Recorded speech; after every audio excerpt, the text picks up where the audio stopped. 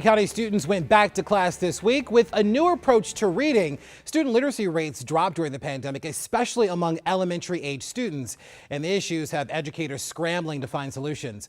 Our Matt Gregory explored how Maryland's largest school district has changed their approach to teaching children to read. Matt joins us live this morning. Matt, good morning. What's the big difference here?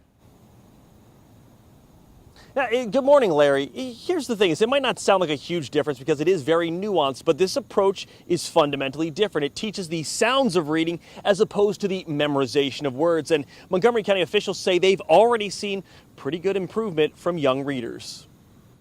The classrooms might look back to normal after nearly 3 years of pandemic-based instruction, but Cabin Branch Elementary reading specialist Lindsay Wilkes will tell you something's off with reading for students. A lot of our students were greatly affected because of the lack of in-person instruction. It's not just Montgomery County students. The latest study from the Maryland Department of Education shows 69% of Maryland students in 4th grade performed at or below basic levels of reading proficiency. Coming back, we really wanted to tackle that area. Malika Brown supervises elementary school language arts in the county, and she explains there's a new approach the school district uses, the science of reading, a style of teaching that studies how brains best learn to read. And the research tells us that students need explicit, systematic instruction. So what does that mean? Well, it teaches fluency, phonics, and awareness, but Lindsay Wilkes breaks down one of the core elements simply. Instead of memorizing words to learn them, Approach now is sounds first approach to reading. So we do sounds, then words. Does it work? Montgomery County Superintendent Dr. Monifa McKnight says since its first implementation last year,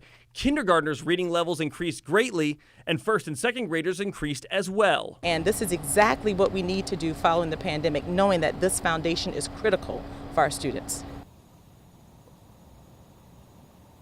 So this has already been put into place last year, but it wasn't widespread. Over the summer, this is what Montgomery County officials say, that they put at least 4,000 Montgomery County educators through this instruction on how to teach the science of reading. And so we're expecting to see results, they tell us, throughout the year, and they'll be monitoring it. And we will be following this story to see exactly how many of the different school districts in our area approach this sort of learning loss post-pandemic.